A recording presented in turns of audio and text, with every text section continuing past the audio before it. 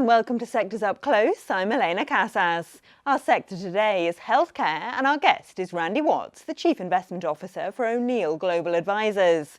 With global headlines currently dominated by news of the rollout of various coronavirus vaccines, you might be surprised that stocks in vaccine makers have had a patchy year, as has the sector. Shares in Pfizer, for example, have fared poorly and are trading at about the same level they were a year ago. Drug makers in general suffered as people stayed away from hospitals and doctors as the pandemic raged.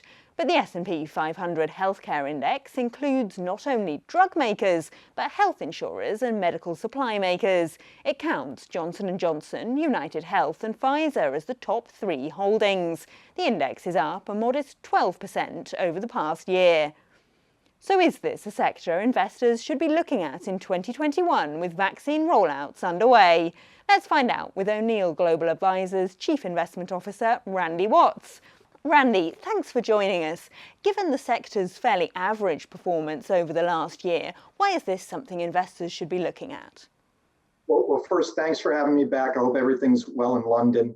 The reason we like healthcare, and you hit on it a little bit at the opening comments, is that we believe there's a lot of pent-up demand. A lot of elective surgeries and hospital visits and doctor visits were delayed because of COVID. And as we come out of this pandemic, we think those are going to really pick up and lead to better than average revenue and earnings growth for the sector versus the overall market.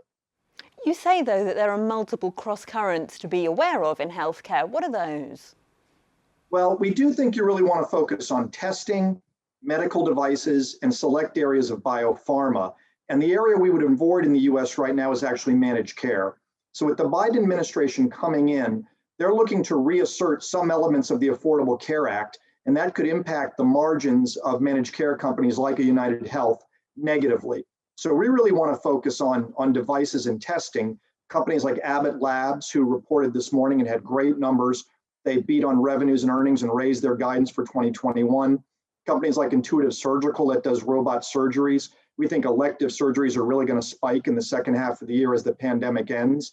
And NeoGenomics, which is a company that does testing for both COVID and oncology. Given all that, then, how would you advise investors to approach healthcare?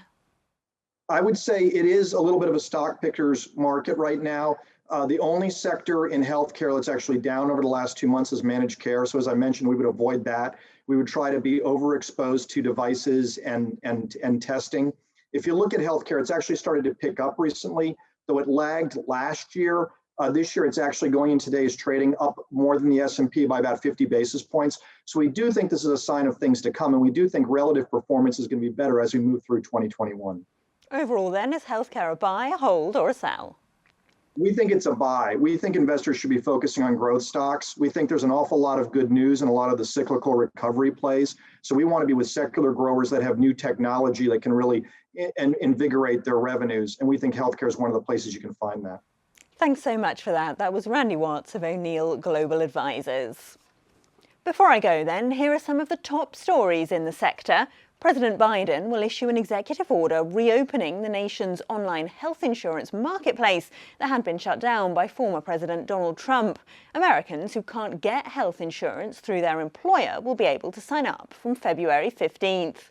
And an international fight over vaccine supplies intensified on Thursday. The European Union says it will tighten oversight of exports after a row with AstraZeneca, and Britain demanded that it receive the shots it paid for. The EU is far behind Britain and the United States in rolling out vaccines.